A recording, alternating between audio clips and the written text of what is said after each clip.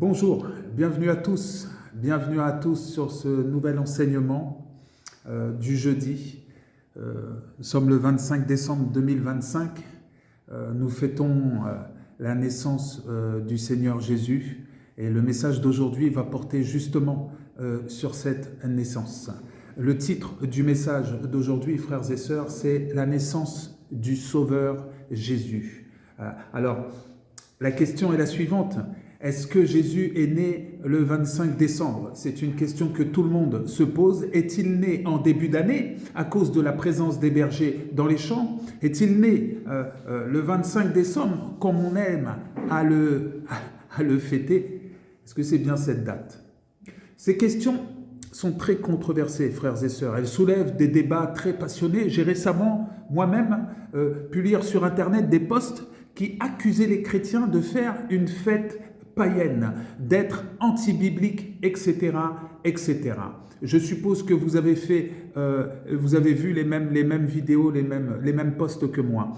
Écoutez, j'ai juste un sentiment sur le cœur, la tristesse. C'est triste, frères et sœurs, c'est triste. C'est triste parce que cela entraîne des jugements. C'est triste parce que cela entraîne des accusations, des divisions, des colères, du ressentiment, sous couvert de garder la saine doctrine. Comme si la doctrine, la parole de Dieu avait besoin d'être gardée. J'ai surtout envie de vous dire que c'est plutôt la parole de Dieu qui nous garde, frères et sœurs. Personne ne sait quand est né Jésus exactement, parce que la parole ne nous donne pas de date précise, tout simplement. Dieu ne nous a rien dit à ce sujet, frères et sœurs, parce que Dieu n'a rien à nous dire à ce sujet. Alors, pourquoi certains insistent encore là-dessus? Pourquoi? Le sujet de la date de naissance de Jésus est un sujet charnel et non spirituel. Nous ne fêtons pas la date de naissance de Jésus, nous fêtons la naissance de Jésus, tout simplement. Pour ma part, dans chacune de mes adorations, je fête et la naissance et la mort et la résurrection du Seigneur, ainsi que son retour. Quand je fête le Seigneur, je ne le fête pas devant un calendrier. Vous voyez que c'est charnel. Ce qui compte, ce n'est pas quand Jésus est né, mais que Jésus soit né, frères et sœurs. C'est ça qui compte. Si Dieu voulait qu'on sache le jour, le mois, l'année de sa naissance, il nous l'aurait dit. D'ailleurs, nous n'avons ni la date de sa première venue, ni la date de sa deuxième venue, frères et sœurs. Mais nous ne nous appuyons pas sur des chiffres, sur des codes ou sur des techniques. Nous nous appuyons sur les Écritures, frères et sœurs. Seuls, nous nous appuyons sur les promesses de Dieu, mes amis. Alors, quand il dit qu'il va venir, nous devons nous comporter comme si qu'il allait venir dans quelques minutes, frères et sœurs. Mais oui. C'est ça la foi. La foi, elle guette, elle veille, elle patiente et elle croit. La foi, elle prie, frères et sœurs. Par contre, pour ceux que ça intéresse encore, la parole va nous dire en détail pourquoi Jésus est né.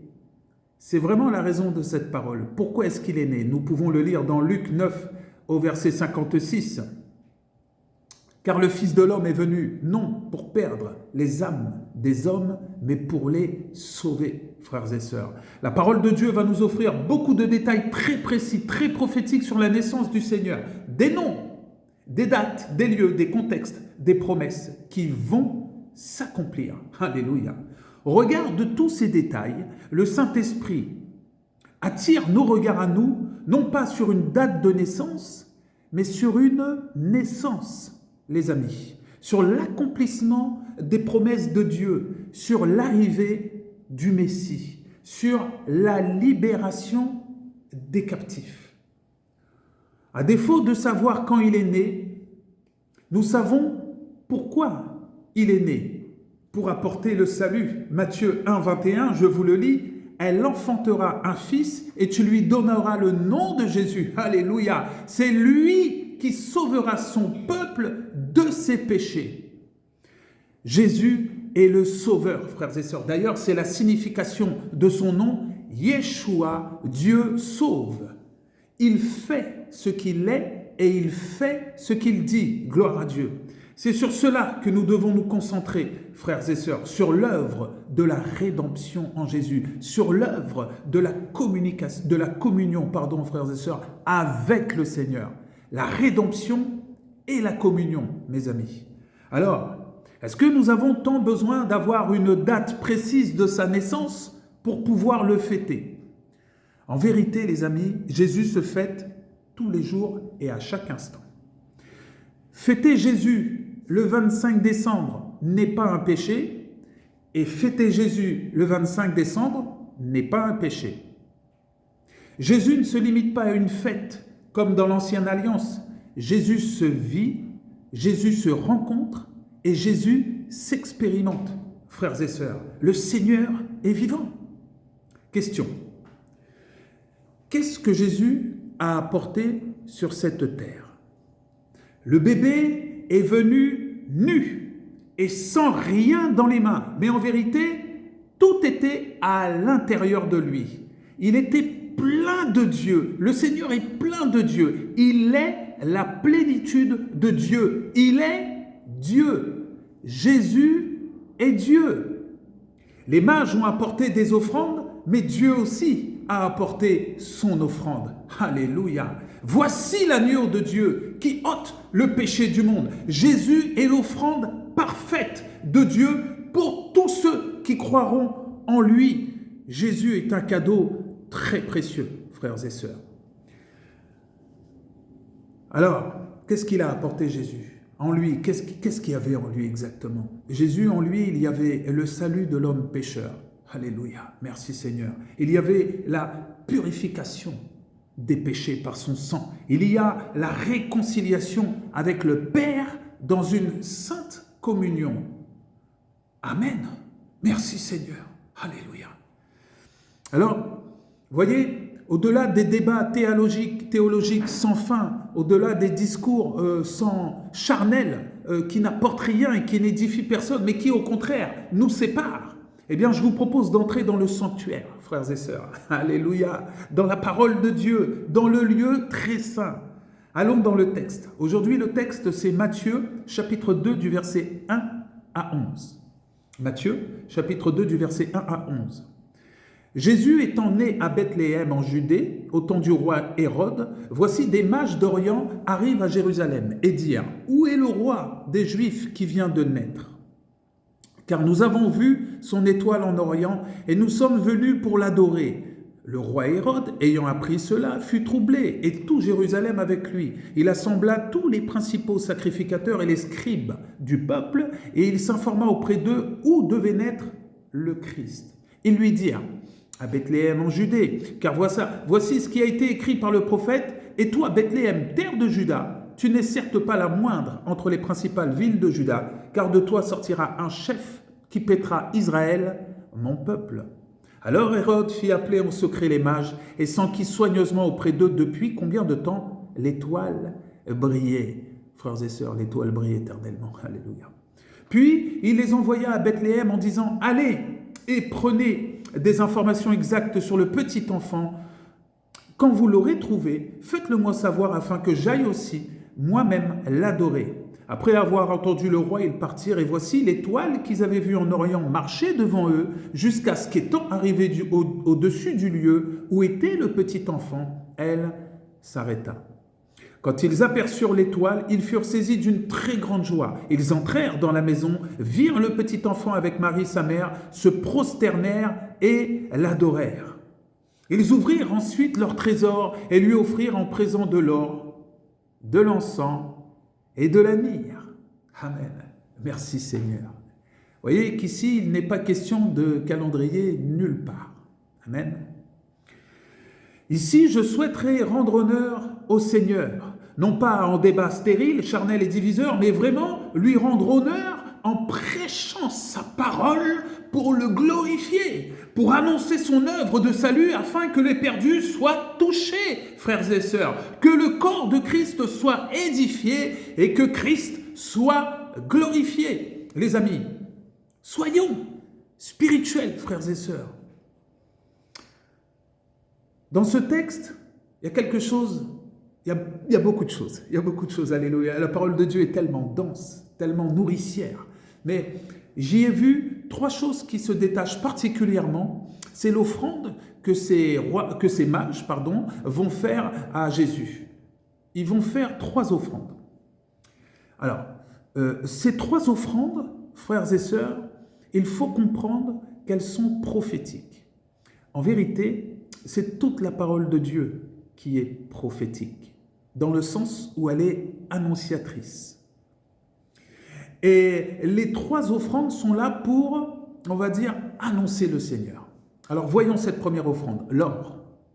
L'or, c'est le symbole de la royauté dans toutes les Écritures. En lui apportant de l'or, les mages vont proclamer que Jésus est roi. Alléluia. Qu'il vient de naître roi, qu'il est roi de toute éternité. Gloire à Dieu. Il arrive sur cette terre comme le roi des rois. Jésus, ici, est venu accomplir la prophétie de Michée, chapitre 5, verset 2, je vous la lis. Et toi, Bethléem Ephrata, petite entre les milliers de Juda, de toi sortira pour moi celui qui dominera sur Israël. Celui qui domine, frères et sœurs, c'est le roi, c'est le souverain, et dont l'origine remonte aux temps anciens, aux jours de l'éternité. Alléluia. Jésus est roi, Jésus est Dieu, mes amis. Amen, amen. La croix aussi, elle proclame que Jésus est roi. En Jean chapitre 19, verset 19, Pilate fit une inscription qu'il plaça sur la croix et qui était ainsi conçue, Jésus de Nazareth, roi des Juifs. Alléluia. Voilà pour l'or. Parlons de l'encens. L'encens, c'est le symbole du culte. Quand les sacrificateurs faisaient le culte, cet encens était spécialement réservé pour cela. Son usage était sacré. Nous pouvons lire en Lévitique chapitre 2, versets 1 à 2. Il apportera au sacrificateur, fils d'Aaron, le sacrificateur prendra une poignée de cette fleur de farine arrosée d'huile avec tout l'encens et il brûlera cela sur l'autel comme souvenir. C'est une offrande d'une agréable odeur à l'Éternel. Alléluia. Qu'est-ce qu'elle est bonne la parole de Dieu. Cet encens, frères et sœurs, il préfigure nos prières dans le livre de la Révélation. Révélation chapitre 5 verset 8. Quand il eut pris le livre, les 4 êtres vivants et les 24 vieillards se prosternèrent devant l'agneau, tenant chacun une harpe et des coupes d'or remplies de parfums qui sont les prières des saints. Cette offrande d'encens que les mages vont offrir annonce la sainteté du Seigneur, mais aussi que Jésus est notre souverain sacrificateur ultime, frères et sœurs. Il y en a eu beaucoup avant lui, mais il n'y en aura plus aucun, ni pendant lui, ni après lui, frères et sœurs. Le sacrificateur interférait entre Dieu et les hommes. Frères et sœurs, Jésus est le médiateur entre nous et le trône, entre nous et l'éternité. Il est le sacrificateur, il est la sacrificature et il est le sacrifice parfait de Dieu. Merci Seigneur. Ce que Jésus a accompli nous inscrit directement dans l'éternité. Frères et sœurs, Jésus est tout ce dont nous avons besoin. Amen. Il est tout cela. Passons à la 3e offrande, la myrrhe. La myrrhe était une résine, une gomme aromatique utilisée dans des breuvages narcotiques dans l'Antiquité, afin d'atténuer les douleurs, par exemple les douleurs des condamnés au supplice. D'ailleurs, on va même en proposer à Jésus. Avant sa crucifixion, ça lui a été proposé. En Marc chapitre 15, verset 23, ils lui donnèrent à boire du vin mêlé de myrrhe, mais il ne le prit pas. Alléluia. Mais le Seigneur l'a refusé, cette myrrhe, car il devait souffrir et endurer son supplice. Donc, avant la crucifixion, on va lui en proposer, et après la crucifixion aussi, on va proposer à Jésus cette myrrhe.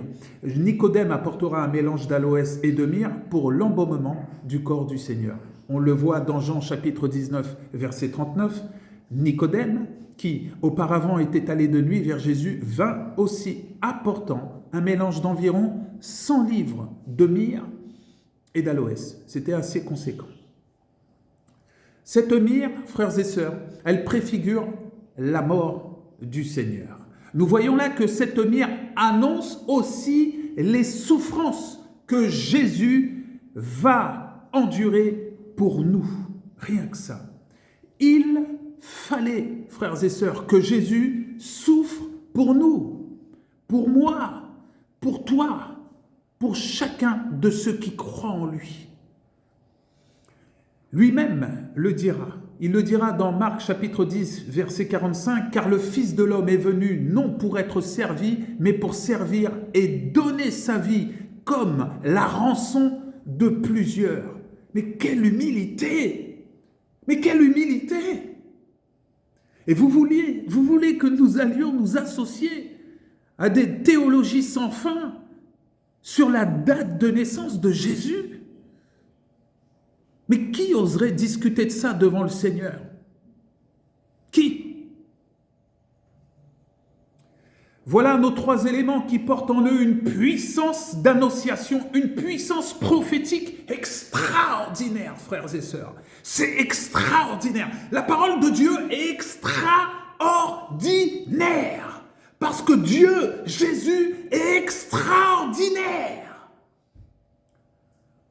Chacun de ces trois éléments annonce individuellement un aspect de Jésus. Mais l'ensemble des trois forme une unité, un témoignage solide de l'identité du Seigneur. Écoutez bien ça. L'or annonce le roi qui est venu régner. Alléluia. L'encens annonce le souverain sacrificateur qui est venu réconcilier. La myrrhe annonce les souffrances de l'agneau qui est venu racheter. Gloire à Dieu. Alléluia. Ces mages, ces païens, Dieu s'en est servi pour sa gloire. Il fait ce qu'il veut, avec qui il veut, où il veut, quand il veut, comme il veut, n'en déplaise aux gardiens de la doctrine. Il s'est servi de ces mages pour sa gloire, pour la révélation de sa parole finale qui se fera par le Fils. Il est écrit dans Hébreux 1.1, « Après avoir autrefois et de plusieurs manières parlé à nos pères, par les prophètes, Dieu, dans ces derniers temps, nous a parlé par le Fils. » Gloire au Seigneur. On remarque que les mages sont venus offrir et adorer. Ils ne sont pas venus discourir. Dieu attend de nous notre adoration et nos actes, frères et sœurs. Il attend de nous que nous nous laissions déplacer à sa guise. Comme les rois, comme les mages, exactement comme les mages. Dieu désire t'envoyer. Alors, mon frère, je te pose une question. Au lieu de discuter sur des dates de naissance, est-ce que tu es prêt à suivre l'étoile brillante qu'il t'enverra? L'as-tu seulement vu? Es-tu prêt à suivre Jésus? Et là, je m'adresse à tout le monde. Mon frère, ma sœur, toi qui ne connais pas Jésus, toi qui as entendu parler de lui, toi qui l'as connu jadis, mais qui t'es écarté de lui, est-ce qu'aujourd'hui, est-ce que tu es prêt à nouveau à suivre Jésus? À changer de pays, comme l'ont fait ces mages, à tout quitter? Mon frère, ma sœur, tu veux savoir une date de naissance? Ben moi, je vais te parler d'une heure. C'est l'heure.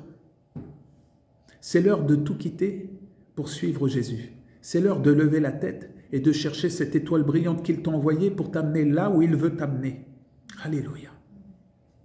Voici la naissance de Jésus. Est-ce que les mages vont faire? C'est une démonstration très très forte d'obéissance, d'adoration et d'offrande. Obéissance, adoration et offrande. Pour sa première venue, il a fallu l'or, l'encens et la myrrhe. Mais pour sa deuxième venue, il faudra une offrande bien plus puissante, mes amis. Romains 6, versets 13 à 14. Ne livrez pas vos membres au péché comme des instruments d'iniquité, mais donnez-vous vous-même à Dieu comme étant vivants, de mort que vous étiez, et offrez à Dieu vos membres comme des instruments de justice, car le péché n'aura point de pouvoir sur vous, puisque vous êtes non sous la loi, mais sous la grâce. Et quand le Seigneur dit de nous donner nous-mêmes à Dieu comme étant vivants et morts comme des instruments de justice, et d'offrir à Dieu nos membres, la langue en fait partie, mes amis. L'offrande, frères et sœurs, pour la deuxième venue de Jésus, c'est nous, cette offrande. Gloire au Seigneur. Es-tu prêt à venir offrir aux pieds de Jésus une offrande que tu n'as jamais encore faite? Tu vois, cette offrande que tu te crois incapable de faire, le Seigneur te dit aujourd'hui que oui, tu es capable. Il nous a donné la capacité de nous offrir à lui. Il nous a donné la capacité de nous approcher avec assurance du trône de la grâce. Il a déchiré le voile. Il a ouvert une voie. Par son sang, nous pouvons entrer dans la présence de Dieu. Merci Seigneur Jésus. Alors mes amis, puissions-nous lui être offerts fidèlement et entièrement, afin d'être prêts, d'être retrouvés prêts, préparés et sanctifiés pour sa deuxième venue. Frères et sœurs, le Seigneur est proche. C'est l'heure. Il arrive. Maranatha. Jésus revient bientôt. Soyez tous bénis, mes amis. Et gloire au Seigneur Jésus.